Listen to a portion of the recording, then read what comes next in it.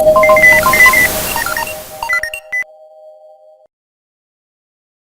guys, welcome to the R.A.D podcast, Real Authentic Dads.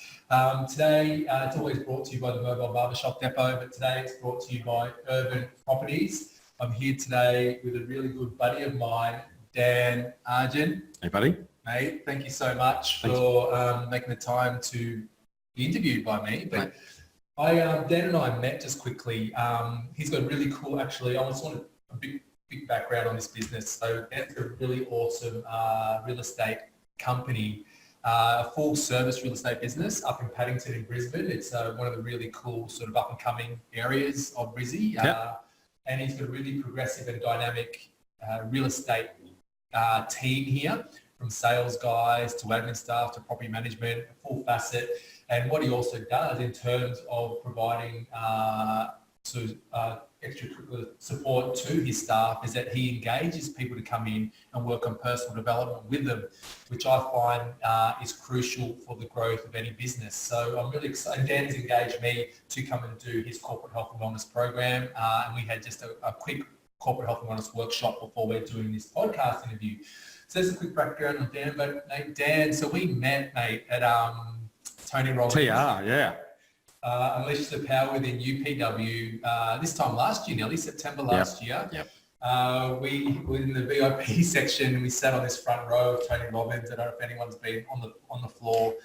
And we reserved all these chairs. Anyway, I think there was two left at the end, and then you and Greg rocked up. Can we sit here? And anyway, we ended up sitting together for the whole 3 thing. days. Yeah. And, anyway, we got to know each other and we built this friendship up, which has been pretty amazing. And then, and it brings us here today. Yep. But in relation to this friendship that we've got now, mate, in terms of what you're doing, since I've found out what you do, I've just been blown away in relation to your background, your history, and how you built what you built from pretty much nothing. I think it's for people listening to this podcast, and they're always listening to stories that people tell in relation to their backgrounds and how they've risen and created the businesses they have. And I think that really resonates with people, not just me interviewing someone that's just super successful or that's been in a family business that's actually built something from scratch, which is really, I think it's the only way to give inspiration to people is to really hear their stories. So, mate. And I think, Tony Robbins says, no one's really listening to my story. They're just applying the little things that I've learned along the way to their own story. And so if there's little things that I've done or that, someone else can get something out of, that's all, anyone's interested in. And I totally respect that. Yeah, 100%. And that's why I wanted to talk to you today, is because there's two facets to this conversation that we're going to have. There's one in terms of how you're raised by a single mother. She worked a number of jobs. I'll let you tell a story. You then got into it. So you built this business. You've been overweight, unhealthy, totally stressed out. You've done a full 180, and now you're like a pinnacle of a person who people now want to aspire to in terms of their real estate ability. But taking a back step from that, mate, how did you even begin? What's your background? How far back do you want to go? Well, let's go. Let's go way back. So, I guess, I'll try and go over my childhood pretty quickly, but, my dad left before I was one. Mum raised me on her own. My mum had a pretty hard life. She sort of had to drop out of school and raise her sister because, her dad died young and her mum was out of there pretty early. And so, my mum kind of was, grew up real quick, and then she didn't get a great education. And so she didn't sort of have a huge lot of job prospects, I guess. My dad left and Mum would kind of have to raise me on her own. So she had to do whatever it took to do that. And so she started, she had a stall at the markets, and she'd go around and buy secondhand shoes from Vinnie's and Lifeline, and then come home and glue new soles on and polish them and, make them nice again, and then take them to the markets on Sunday and sell them. And when I tell that story, or I think about she's the ultimate entrepreneur, right? Because that's just business 101.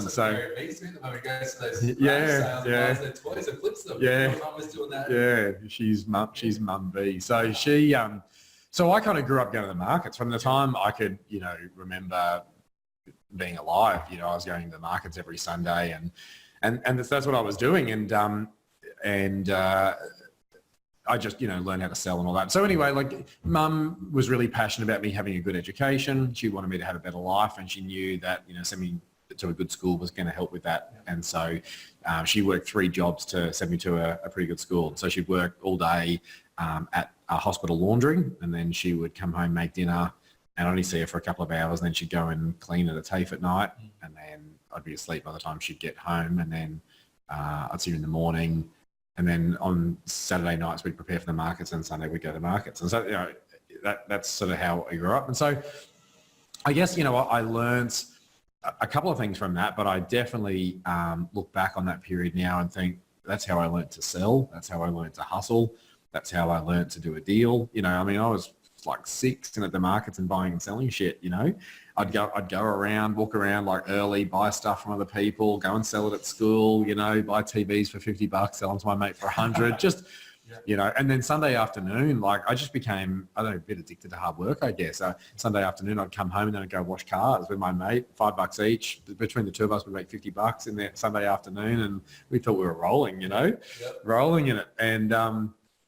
And so, I learned an incredible work ethic, but I also look back and think that if I didn't get the education that I got, then I wouldn't have ended up where I did. One of my teachers said to me that I'm either going to end up very successful or in jail. Because of just my drive to succeed. Yes. I'm going to succeed one way or another. Yes. And it's either going to be, legal or illegal. Yeah. So that was my upbringing. And when I finished school, I didn't really know what I wanted to do, but someone came and spoke at our school, and he said, you can have whatever you want in life if you're willing to set goals and work hard. Yep. And, when you don't have, I always attached money to power and choice. And so when you grow up with no money, the idea of being able to have anything you want seems pretty far-fetched. Yes. But the idea appealed to me. Mm-hmm. So I contacted that guy after I finished school, and I asked him for a job, and he had a real estate business. And so he gave me a job, and I worked for him for 7 years. Oh, wow. Yeah, I worked for him for 7 years until I started this business 8 years ago. So they're the only 2 things I've done, yeah. Just peddling shit at the markets. Yeah. And like a lesson that I learned from that too was that if you're good at selling, which I knew I was, right? And I, like my mum had doubled her money on something, but fuck, she bought it for $1 and sold it for $2. Yeah. You know what I mean? Like, so it's like, I doubled my money, but like I made $1. Yeah. And I used to think, well, what if we sold more expensive stuff? Yes. And so I guess the idea of real estate appealed to me because, you're selling houses for $1 million. Wow. And, you're making pretty good money on each one. Yeah. And so, so real estate kind of appealed to me. And I was lucky to get really great mentors, and I learned a lot. I was going to ask you, so he meant that the gentleman mentored you for those number of years. Yeah. And then, so when did you start seeing some success in that? It wasn't, obviously it's never initially, but when did you start seeing some success in terms of real estate? For me, it was pretty fast. So I got into it, and it didn't take long before, between school and starting in real estate, I lived in London for a year. Yep. And I had this, like, while I was growing up, I always felt like I was destined for more. Yep. And I had a real burning desire to achieve more. Yep. And I also saw how hard it was having no money. Yep. Like I saw I probably rather than saw, I felt the stress and anxiety when the school bill would arrive and mum would have to pay these school fees. Yes. And like I felt that as a kid. Yes. I remember feeling that. And so I always kind of thought, oh, this is not the life that I want. Yep. But when I moved to London, I saw real money, like for the first time. There's so much money. I didn't have any of it, but there's like, some insane money there. And so, when I got back into real estate, when I came back and got into real estate, I pretty quickly saw that I'd found the keys to the treasure chest because I saw deals happening and I saw the size of the commissions and I was like, oh shit, this is great. So I kind of set out to be as good as I could, as quick as I could. Yep. And so, for the first 9 months, I barely saw anyone. I lost a lot of friends during that period, i.e. the closeness of our friendships, because I just wasn't available for parties, for events, for, this and that. And I was 20. So, I kind of committed to this pretty early on. Yep. And I made a decision that I was going to sacrifice my 20s to live the rest of the life however I wanted. And what gave you that idea? Because in your 20s, you don't think like that. Well, I did, because I'd grown up so poor and with the pain of that, and I didn't want that. And I just...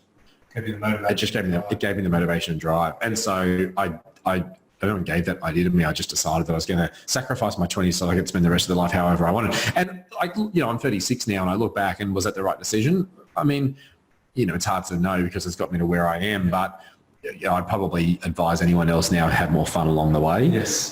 Because you can, chase this pot of gold at the end of the rainbow and get there and find it shit. Yeah. And which I did, and we can probably get into that. But so for me, the first 9 months were working as an associate underneath someone else. Yep. And then when I went out on my own after 9 months, it took me 3 days to get my first, away from him. Away from him, yep. But still in his company. Yes. It took me 3 days to get my first listing and 9 days to get my first sale, which is like phenomenally quick. And I was off and racing pretty much from that point on. So, I sort of made 80 grand in my first year, 160 in my second, 240 in my third. And over the last 15 years, I've 15x my income.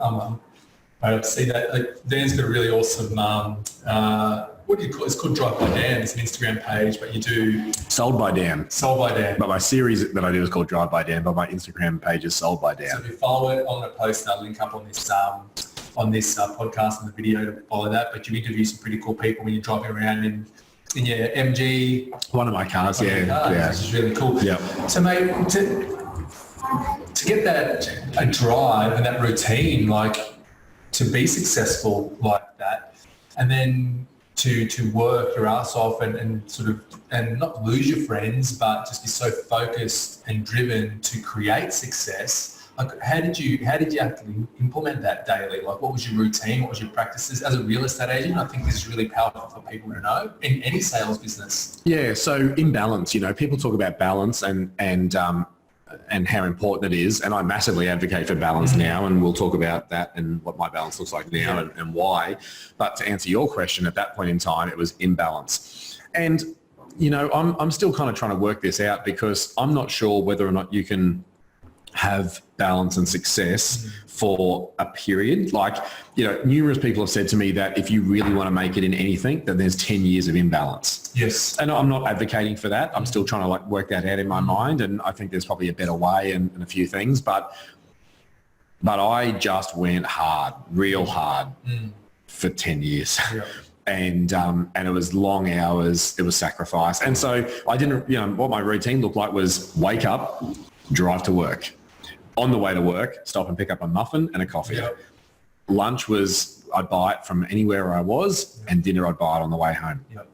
I worked really hard. Making phone calls, making sales, getting listings. Yeah, so my strategy was real estate's got nothing to do with real estate, and it's got nothing to do with selling real estate. It's got to do with listing real estate. And listing real estate is having people trust you to sell their home. And doing that means building relationships. Yep. And so really real estate is a relationships game. Yep. And so the way you do that is just by talking to people. Yep. And so I had a really simple strategy, which I followed for many, many, many years. And I teach every agent that I work with now the same strategy. And I call that 21-20. Yep. And that is by making 20 connects a day, be it by phone or door knocking or whatever, or in person at networking events. By making 20 connects a day, you can generate 1 appointment a day on average. Yes. And 1 appointment a day is 5 a week or 20 a month. Yep. And if you're doing 20 connects a day and generating 5 appointments a week, 20 a month, you will generate 2 or 3 listings out of that. Yep. If you are getting 2 or 3 listings a month, that will snowball into 3 or 4 or 5 or it just keeps, and over the years, and that's how you 15x your income over a period of time, is you just keep doing the same work, but you just keep building more and more and more and more relationships, and it compounds. And so I just, and then I had so many, relationships going, i.e. people that I had to maintain contact with, that I just reached a point where I couldn't get past a certain income level, which was I think around 400 grand a year or something like that. And so I went and spoke to someone that was past that level, and I said, what do I do? And she said, you need an associate, you need what you used to be working for you now. Wow, just double down on your calling. Is that what it is? Correct. Yeah. And so I met her at Mooloolaba, and so there's a tip in this, but on the drive back from Mooloolaba to Brisbane, I hired someone. Wow. And so, there's this saying that the power of an idea is in its implementation. Totally. And so I don't fuck around. It's just, I'm driving back, I'm just hiring someone. Yep. And nearly every time I've been given a red hot tip like that, I just do it straight away. Yep. It's like when we were at Tony Robbins, when I was at Unleash the Power Within, I made a couple of really key decisions, but one of them was to stop selling real estate and to just lead my business. And I emailed someone in Unleash the Power Within who's a mentor of mine and said, I'm ready, because I've been talking to her about doing this for a while. I said, I'm ready. Will you coach me? And she replied and said, yep, let's do it. And I also decided to set up a foundation, which I'm sure we'll talk about. And I emailed my accountant in UPW and said, I need to see you as soon as I'm back. I want to set up a foundation. We have to talk about this foundation because it's really inspiring. But it's the power of the implementation. So anyway, so I hired an associate and I just doubled down on calls. And so now we were making 40 connects a day, and then my income took off to like 750,000, and then it's just kind of kept growing from there. Last year was my last year in sales, and I had 2 associates working underneath me. So we tripled down on that kind of stuff. So those associates working underneath you, they're just help assisting you. They're not real estate agents, are they? Well, they are a real estate agent, but they are working underneath me, and so that's like it's a win-win. So they are doing my work and doubling down or tripling down for me. But what they get out of it is they get to work like this close to me, and they get mentored. And so you just get to watch my rituals, my habits, see what I do, how I talk to people. And then you just kind of take as much of that as appeals to you and apply it to yourself. And maybe you might have some other mentors. And then you just create your version of you. And you've got to be authentic when you do that. And so, that's kind of been my real estate career. And then when did you open Urban? So I worked for the guy that came and spoke at our school for 7 years. So that was until January 2011. And then in 2010, I won the Real Estate Institute of Queensland Salesperson of the Year for all of Queensland. That's awesome. I got so much exposure. It was like front page of the newspaper, double page spread inside, written up in all sorts of things. And I was like, oh, now's the time. And I was itching to go. I mean, I'd grown up around business, and I think it's not until you start your own business you really have control over the future. 100%. And so that's what I advocate now. Is I advocate agents to start their own business and run their own business, and we're a service provider to them, and we can talk about that as well. But in 2011, I used winning that award as the catalyst to start my own business, and so I set up this agency, Urban Property Agents, and I worked from home for the first 12 months. And not that many people know that's how Urban started. It was me working from my spare room. I went from being the number 1 agent in Queensland to working from my spare room. And I did that because I knew I was a good agent, but I didn't know if I could lead people, and I didn't know if I had what it took to run a business. We've spoken about that outside of the conversation about leadership. So I was scared. And that fear really held me back. And I kind of set like a number that I needed to write in fees that year to prove to myself I could do it. And I did it. And then so the following year I opened the premises where we are now. A pretty amazing journey, man, and it's very inspiring. I think a lot of people can translate this over to any aspect of their life, whether in sales aspect I'm talking about, because as you know, I used to run Princess Yachts Australia, the boutique boat company, and something there that they lacked immensely was the relationship building and connection. Old school mentality, people just come through the door, you're going to sit at your desk and make phone calls. Well, that's just certainly not the case. There's this story of this incredible car salesman in the US. Apparently he's one of the best car salesmen in the world. But what he does is when he sells you a car, he is your car salesman. He will sell you a car, your mum and dad a car, your brother and sister a car, your kids a car when they're ready. Like I've only sold like 3 or 4 generations cars now. He will know your birthday, your partner's birthday, your kid's birthday, and he just sends cards, like apparently a shit ton of cards. And like this guy just makes like a gazillion bucks. But the point is, whether you're in recruitment, or selling boats, or selling cars, or selling real estate, or selling anything. It's all about, I think, relationships and structure. You apply a real rigidity or structure around what you do, know your numbers, track your numbers, work towards those. You use that to build and grow relationships.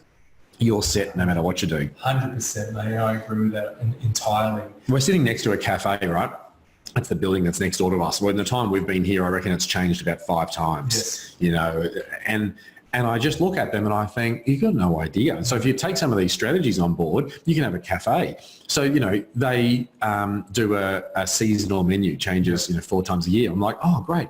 How do you tell like the suburb about that? Oh, we don't. I'm like, what if every person that comes in, you just offer them a discount by giving you their email address? Yeah. And then every time you release a new menu, email it out and people will go, oh, I like the idea of, beef brisket sliders. I'm going to go in for that. Totally. Or, like do Taco Tuesday and do a special and email it out. Like you can do specials like that.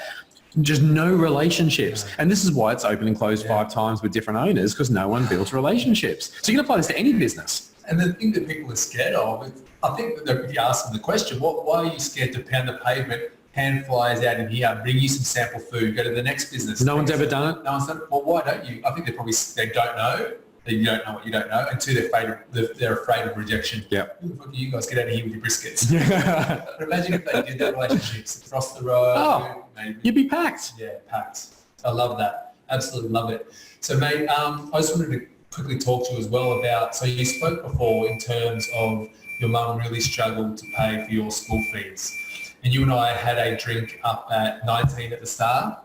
And you told me this story, and I was absolutely blown away by the power of this story you told me, because you said to me that your mum worked 3 jobs to send you to this school and the stress and anxiety around that. And then how you came up with this idea at UPW at Tony Robbins, right? You were sitting there in the room and you go, okay, how can I impact people? And you came up with this idea. I'll let you talk about it. Yeah. It's just, it's absolutely amazing. And somehow I want to get involved in it at some stage. Yeah. It's amazing. Absolutely. Well, we'd love you too. So the idea probably started about 6 months before, the seed got planted the seed probably got planted about 6 months before UPW, where if we go back to that advice that got me into real estate, which is that you can have anything you want in life if you're willing to set goals and work hard. I got into real estate, and one of the first things I did was set goals, and I wrote out big goals. Like I wanted a Armani watch or something, and I wanted a nice suit, and I wanted to buy a place, and I wanted to buy my mum a place because we'd always rented, and I wanted to buy a BMW, and I wanted to buy a beach house, and I wanted to buy a Porsche 911 one day, and there were heaps and heaps and heaps of goals I wrote out, right, over like a period of time, because that was like, what that sort of guy I worked for really advocated for. And anyway, at the start of last year, I ticked off the final item on that list of goals. Wow. And the reward that I'd set when I did that was to go and buy a Porsche 911, which was my dream car ever since I was an associate, right? So I went and bought it. And I went and bought that around April last year. And by May last year, I was sitting in my beach house at Noosa with my 911 in the garage, and I was sitting on the floor bawling my eyes out because I had everything I'd ever wanted and nothing that truly mattered. And by that, I mean that, like, my wife had just left. I was 15 kilos overweight and just not happy with how life had kind of worked out in that way. Material, but like emotionally, physically. Not great, And so I was just like, fuck, okay, right. Well, and I just thought, this is not how life was meant to go. And then it sort of hit me that I'm the author of my own book and I can write the next chapter however I want. And so it's time to start writing that chapter and designing it. And so I kind of really set out to reinvent myself over the next 6 months, which led me to be at UPW. And not long, about a week or two before being at UPW, if I just add a side story and then we'll bring them both back together. I lost my mum a few years ago, and part of the healing process for me was doing something in her honour. And so I sort of thought about how blessed I was to get the education I got, to meet the people that I met, and to have succeeded so much in life from where I came from. And I thought about the suffering my mum went through to pay for those school fees. And I thought, what I'm going to do is if someone rang her, if my school rang her one year and said, you don't need to worry about Dan's school fees this year, someone else has covered them, that would have touched her greatly, made a big impact. And I thought, well, I can do that. So I went back to my old school a few years ago and I said, this is what I'd like to do. And they said, oh gosh, this would be great. There's a lot of people that are really struggling. So if you'd pick up, a different family's school fees each year, that'd be amazing. So I was doing that for a couple of years. And last year, about 2 weeks or thereabouts before I went to UPW, I was at the school paying the money for the year, and they said, oh, you know, we're not sure who we're going to give the money to this year because there's a couple of families that are really struggling. And they started rattling off a couple of case studies, obviously without names. And I left feeling really uncomfortable. And I felt uncomfortable because I thought, I can do so much more. It's what I'm doing is great, but I have the capacity to do so much more. And so I left with that feeling. And then kind of all that brought me to UPW. And I'm at UPW, and Tony Robbins is telling his story about when he was a kid. Someone came and they'd had no money. His dad had lost his job, and it was Thanksgiving, and they weren't going to be having Thanksgiving lunch. And someone came and knocked on the door and gave them a food hamper. And it touched Tony's life so much that a stranger cared about them. Yeah. And so Tony decided in that moment that when he could afford to do that for others, he would. So when he was 17, he got his first job. He went and made up a food hamper and hand delivered it to someone on Thanksgiving. Next year was 2, following year 4, 8, 16, 32, 64, 100. He's just kept doing it. And I think he's now like feeding 3 million people a year. And I thought, and I sat there going, imagine if instead of like supporting one family a year and giving the gift of education, I could do 100 a year. So I was like, oh, how do I do that? And I was like, I need $500,000 a year. So I was like, how do I afford to give that away? And then I thought, well, what if that's 10% of my company's profits? So I'm like, that means my profits are $5 million. Yeah. Well, they're not. So I'm like, and how do I do that? I got to like 10x my business. Yeah. So then I was like, well, I'm going to start a foundation. I'm going to start to, whatever it is now, I'm going to give away 10% and just keep growing it with the goal of getting it up to at least 500,000 a year. And I've got to work on how the hell to 10 to 15x my business to be able to afford to do that. And so we started a foundation called the Butterfly Effect Foundation. And the Butterfly Effect theory is that one butterfly flapping its wings in Rio de Janeiro can cause a hurricane in Chicago, or like a ripple effect. And I thought, you know, my mum made a sacrifice and she got me through that education. I've now been able to grow and succeed off the back of that. So if I can do that for 100 kids, imagine what those 100 kids go on and become, because they might go and support another 100 kids. And then all of a sudden, like, we might, over a period of generations, support like 1 million kids or something like that. I don't know. But that's the butterfly effect. The point is you don't know, you know, and you just, the point is you don't. So it's like pay it forward for me.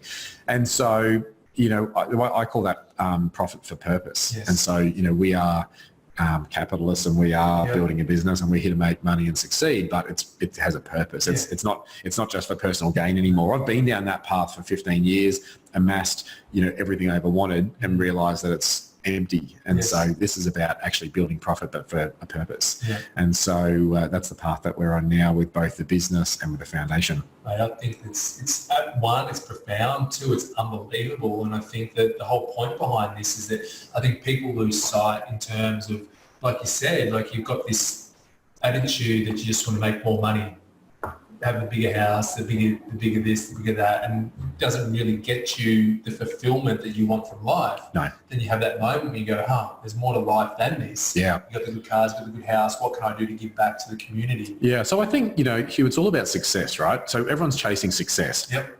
And I see it everywhere. I mean, every person I talk to, everywhere I look, everyone's just chasing success.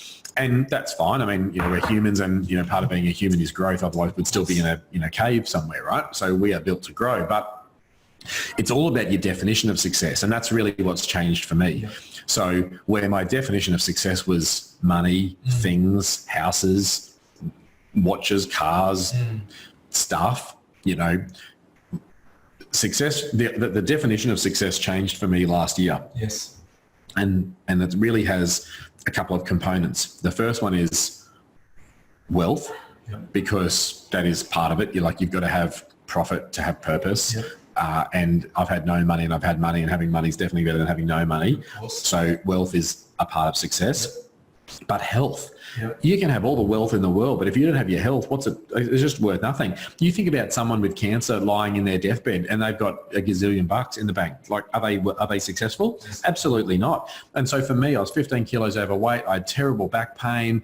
You know, I remember being at my godson's christening, and I couldn't even pick him up because my pain in my back was so bad because I was carrying this extra weight.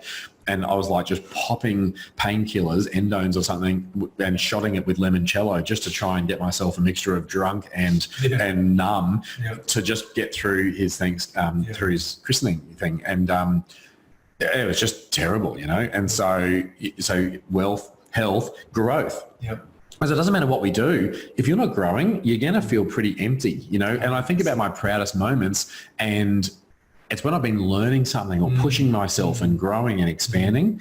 So I'd say a health, wealth, growth, and then ultimately contribution. Yep. Because I think the whole point of growing is that you just end up with more to give. Yep. And giving is really where I get the most fulfillment from. And so Tony Robbins says that success without fulfillment is the greatest failure. Yep. And I've experienced that, and I would absolutely advocate for that, that you can have all the money, cars, whatever in the world, house, etc. But if you aren't fulfilled, however you get fulfilled, and for me it's health, wealth, growth and contribution, and community is the final part of that as well. Like you can have all of that and be alone and shit too. So, so they're my 5 to thrive. And if you do that, that's how I define success now. That's my recipe for success, which I call my successity.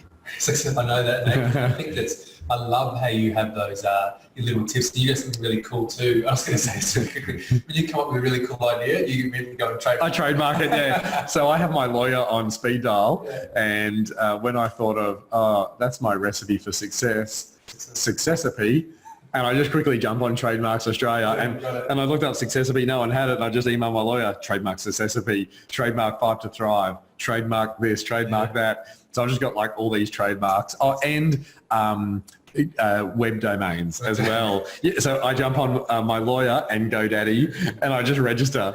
And you never know. You never know, right? Yeah. So, mate, besides that, like, what is a daily? We're going to wrap up in a minute, but thank you so much for your time, because I know you've got to go. But like, what does a daily routine look like for you? So my daily routine... As a real estate agent and business owner. Yeah, okay. So my daily routine starts the day before the day. So for me, I find a good end to the day sets up the next day. Yes. And so I set 2 alarms on my phone. I have one alarm at 9:30 p.m. and then another one at 5 a.m. So the 9:30 p.m. alarm is an alarm to stop whatever I'm doing, put it down, have a shower, get ready for bed, and be in bed by 10 o'clock. Right. So it's basically a 30-minute alarm to say... Set the next day, you need to set your sleep up for success. Yeah. Yep. So I'm in bed by 10 and I'm up at 5. Yep. And I'm lucky to be a pretty good sleeper, so I think it might take me seconds to fall asleep. Yep. Like I just go to bed and I'm done. But I pretty much work 3 of a normal person's day in every one of my days. So I'm stuffed at the end of the day. So 10, I'm asleep, I'm up at 5.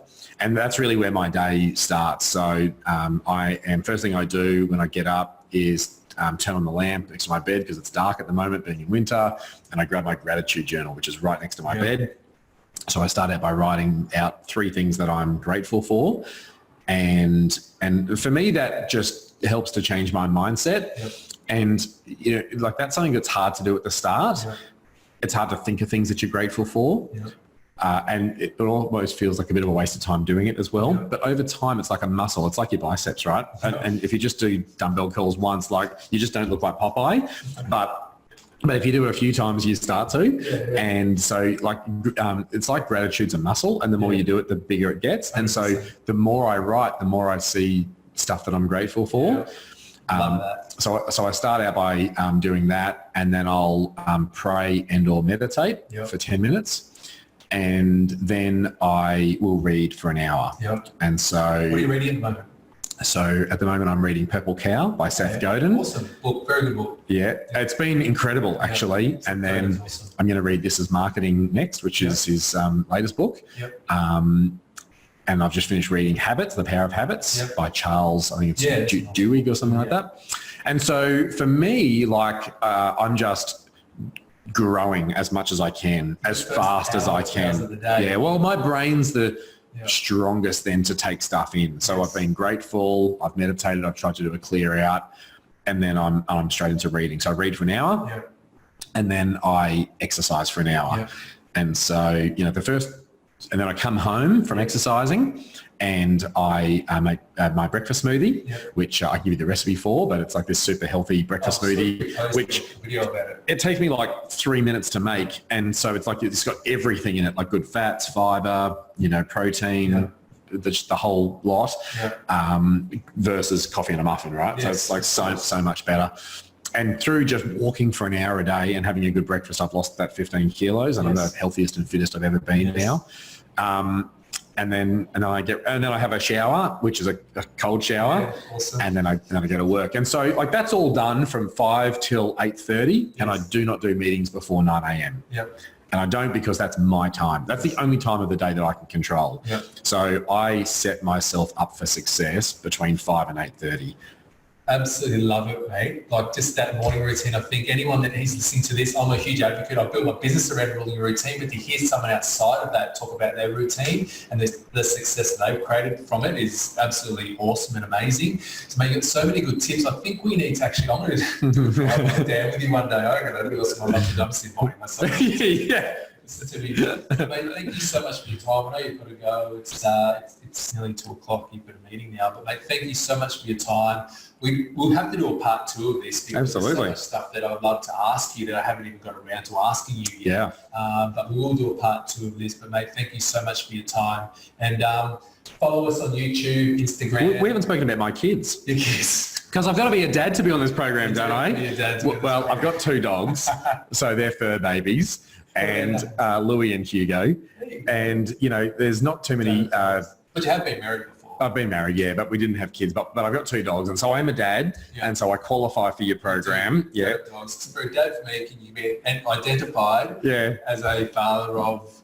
2 dogs. 2 dogs. Yeah. So unlike kids, I can leave them on the back deck for an hour when I go for a run and stuff like that. They'll still be there. And they'll still be there, Alive. Alive. And no one calls child services. So, I qualify. You do qualify. Thanks very much for your time. So what are your handles? So you've got Sold by Dan on Instagram. Yeah, so on Instagram, I'm Sold by Dan. And then I do a couple of series, things like Drive by Dan, but it's all published on Sold by Dan. Yeah, awesome. So go check it out. Follow us and share if you found this really interesting. I think all the guys from the real estate companies and offices that certainly listen to this will get a lot out of this. Mate, thank you very much for your time, buddy. Mate, thank you. Thank you. Thanks, buddy.